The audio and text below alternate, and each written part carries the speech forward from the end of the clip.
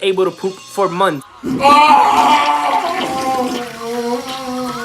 How is it going, guys? It's Chucky from Mad Bio Reptiles, and if you're new to my channel, please hit that subscribe button, leave a like, and I have a question for you guys. If you guys have leopard geckos, what are the names and why do you have leopard geckos? And for those of you who don't have leopard geckos, why don't you have leopard geckos? And what do you think about beautiful leopard geckos like Bob here? Look at his tail. Oh my god. Alright, so today's video is gonna be about rookie mistakes. Now, don't get me wrong, I'm not bashing anybody or judging anybody. You guys do what you guys do on your own opinions. This is just my views on it, so let's get it started. Right now I need some food for the leopard geckos and stuff, so I'm gonna go to PetSmart and I'm gonna take you guys with me, and through the video I'm gonna tell you guys the rookie mistakes that most people make, and let's get it.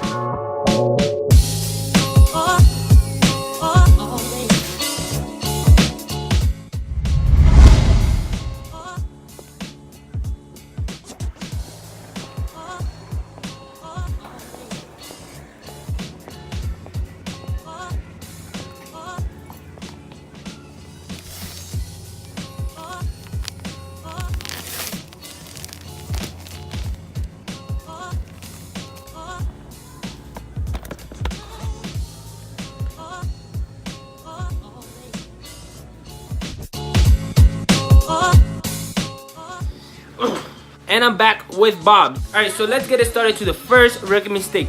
First rookie mistake is putting sand in your leopard gecko's enclosure. When you put sand in your leopard gecko's enclosure, I'm not saying it's going to die, but a lot of people can actually have bad luck with it. A lot of people actually have leopard geckos that can last years in sand, and others will have impaction. So what is impaction? Impaction is when your leopard gecko tries to eat like an insect, or it starts licking around, it actually swallows sand, which then gets stuck in their stomach and doesn't allow anything else to go down. It gets stuck. Imagine not being able to poop for months. And it just gets stuck to the point that they will just die because sand has no nutritional value to them or anything. And this can cause the death of your animal. So why would you risk it? A lot of people like to risk it. I wouldn't risk it. I would use paper towels. I use Reptic carpet and things like that, which PetSmart, the PetSmart I went to today had Reptic carpet, and I was really happy when I saw that. And yeah. So second rookie mistake is putting more than one leopard gecko in the same enclosure. Leopard geckos are solitary animals, which means they live by themselves their whole lives unless they have to breed. They just breed. They don't get married or anything like that. They don't have girlfriends. They'll just breed and walk away and find another female.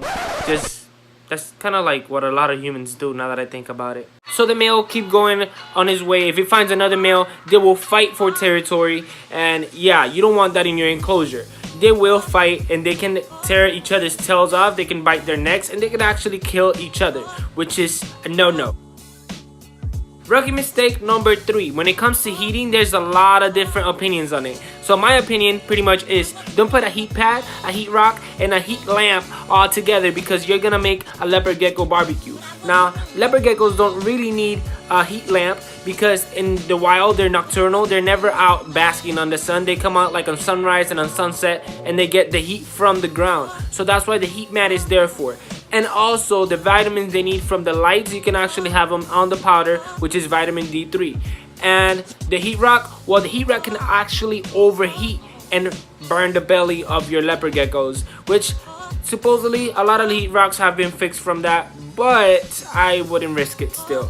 Now, another mistake in there as well is that most people don't use thermostats. Thermostats allow your tank or the heating mat or whatever to stay at the temperature you need it to be. Now, if you have a glass enclosure, glass actually heats up faster than the actual mat. So whatever temperature the mat is at, the glass could be like 3 to 4 degrees higher than the actual heat mat. So imagine how hot it can actually get and burn your animal. So that's why you would need a thermostat. Rookie mistake number 4. A lot of people think that they don't actually need humidity or any of that. Well, they're actually reptiles, and most reptiles need humidity to shed their skin. Skin can get stuck on their toes and they can actually lose their toes. It can get stuck around the eyelids. It can get stuck in many places where it's actually detrimental to your animal. A humid hide is not always needed as long as the humidity in the entire enclosure can be modified or can be controlled. Now, if you can't control that, or it's too hot or it's too dry where you're at, well, you will need a humid hide.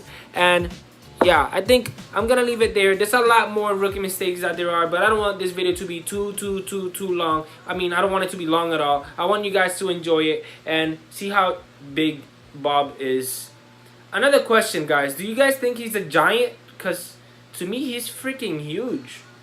Look how big he is compared to my hand. Alright, leave a comment down below. Leave a like. Subscribe. You already know Mad Bio Reptiles.